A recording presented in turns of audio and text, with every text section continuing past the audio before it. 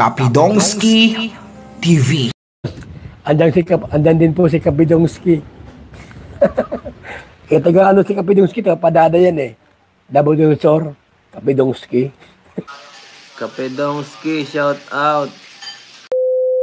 Hala, totoo ba ito, Erica? May sagot sa mga paratang sa kanya ni Lolo Miguel at Tita Jenny. Naku po, magkaalaman na ito Sorita versus Sorita, sino ang nagsasabi ng totoo?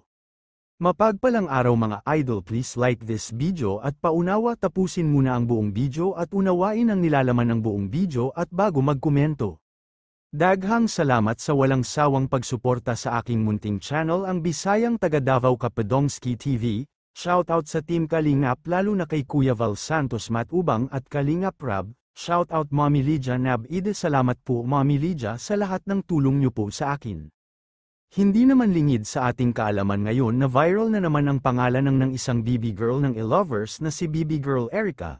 Dahil nga sa isiniwalat ni Lolo Miguel at Tita Jenny kung anong merong ugali ang magkapatid na si Erica at Sheila May.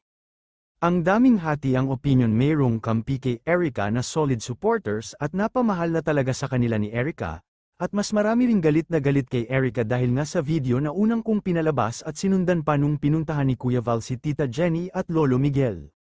Hindi ko akalain na halos makipagpatayan na ang mga supporters ni Erica lalo na ang e-lovers sa pagtatanggol sa kanilang BB girl Erica. Sa isiniwalat nga ni Tita Jenny at Lolo Miguel dito ko napag-isip-isip na kapag pera nga ang nauugnay sa mga tao talagang magbabago talaga ang mga ugali, katulad sa magkapatid na Erica at May. Samantala makita nyo sa aking ng thumbnail na si Erica nagsalita na tungkol sa paratang sa kanya. Hindi ko akalain na ganito pala ang ugali ni Erica. At ito ang sagot ni Erica sa mga paratang sa kanya, panoorin niyong maigi mga idol.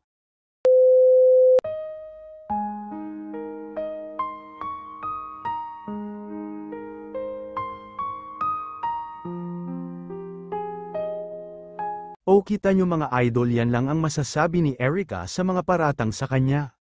Iba talaga ang hinahangaan ng mga e-lovers, napakalaspag talaga ang ugali ng batang ito. Sana all ka na lang sa batang ito dahil lahat ng loho ay nakamit niya dahil sa kanyang sugar lolo, hahaha, joke lang. Iba talaga kapag ang daming nagmamahal na e-lovers dahil kahit alam nila na iba na ang ginagawa ng batang ito, kahit ang kanilang pera ay winaldas, wala sila raw pakialam kung ano ang gawin ni Erica sa kanilang pera. Pero ang tanong itong mga supporters kuno ni Erica na tinulungan kaya nila ang kanilang mga kamag-anak.